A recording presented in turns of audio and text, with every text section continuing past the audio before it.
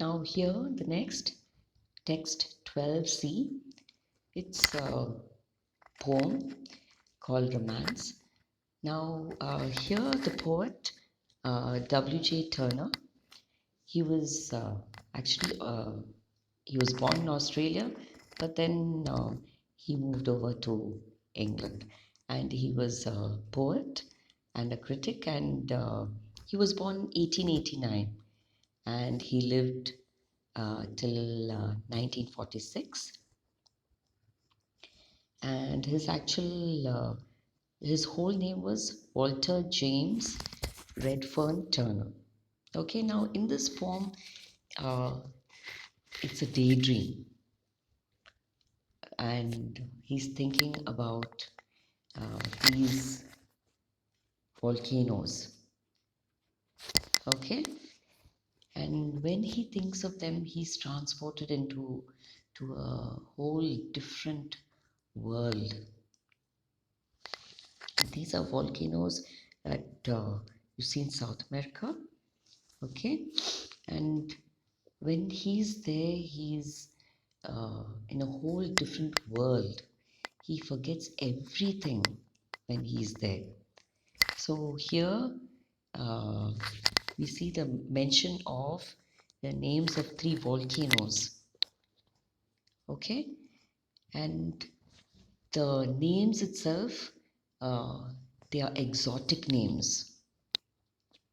Chimborazo, Cotopaxi, okay, and Popocatepetl.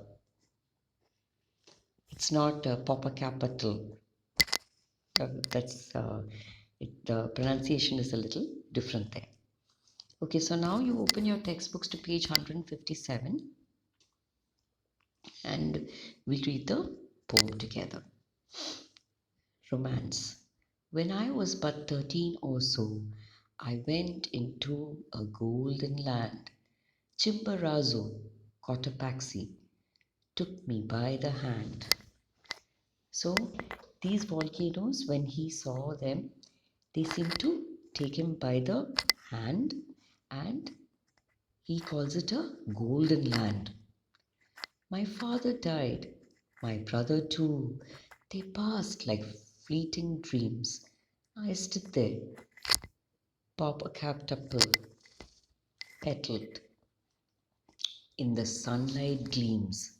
So even his family and relations, he mentions them, but they just seem to pass through his thoughts. They don't have uh, a, a real lasting effect on them near the beauty of the volcanoes. Now the third one there is Popocatepetl. Okay, I dimly heard the master's voice. Excuse me. And boys far off at play. Chimborazo, Cotopaxi had stolen me away. So that's he's at school, and here when the teacher is calling them, he cannot hear that. All his thoughts are being stolen away by these volcanoes. I walked in a great golden dream to and fro from school, shining Popocatepetl. The dusty streets did rule. I walked home into a gold dark boy, and never a word I'd say. Chimborazo, Cotopaxi had taken my speech away. So even when he's going back to uh, his home, even then he can't think of anything else. All his thoughts are full of these volcanoes.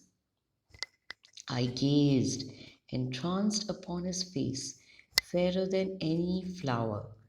Oh, shining Popocatepetl, it was thy magic hour. So once again, he's talking about the smoldering, hidden beauty of these volcanoes. The houses, people, traffic seem thin, fading dreams by day. Chimborazo, Cotopaxi, they had stole my soul away. So once again, you see that throughout the poem he's mentioned the names of the volcanoes, and he's transported to a different world altogether when he's seeing these volcanoes. And it's a childlike hypnotism when he is referring to the family and the volcanoes. You see there. And the descriptions that he gives, they stick in your mind, and it seems as if now, what is a volcano actually? Now, you've heard of volcanoes, right? And when they erupt, there's so much heat, so much power, and so much fire in them. There's a He talks about the deep, smoldering, hidden power that is hidden in the volcano. Okay, and so he's dreaming about this, and for him, it is his school routine. So, but for him, this is something really extraordinary. Okay, this poem, this volcanoes that he's seeing here.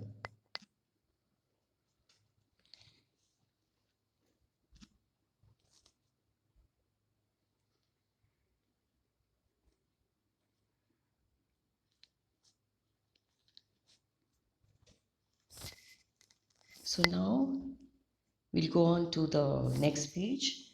The question answers there. Write and then say out loud the names of the Mexican volcanoes in the poem. What are the unusual letters and sounds which make the words sound so magical?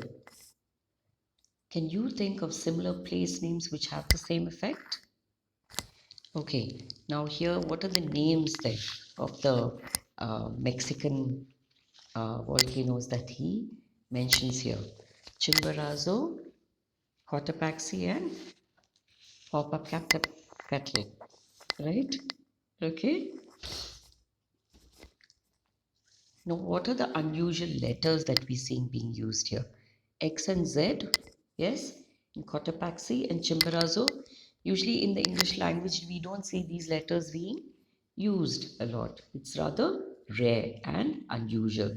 So when we use these letters, they sound exotic and far away, and they sound more like from Asia or South America, but actually they are Mexican. And usually we don't find the use of O and I at the end of the words, but here we see it. Then not only that, we see that these two names, the first Chimborazo and Cotopaxi, they have 4 syllables, whereas our third one, it has 6 syllables, right? And it has the letter string PETL, which is rare. Usually we would have a E if it was an English word, isn't it? Whereas here we don't have that. And we see that by the repetition of the names of the volcanoes, it seems to have a sort of magical effect there, as if he's being transported into a completely different world. Okay. B. In another famous poem, the place names used are Xanadu, Alf, Abyssinian. Which vowel sounds also used in text C seem to be the one which is considered to be the most exotic one? Think of the place name Samarkand and the magic word abracadabra. Okay, now this is words actually taken from a very famous poem called Kubla Khan by S.T. Coleridge. Okay, and here we see an open A sound. And not only that, we see that sound coming 5 times in the word abracadabra, right? And we see this also in all the 3 volcano names. Okay, so I hope you were able to follow that poem there. Okay, so we'll see the next poem.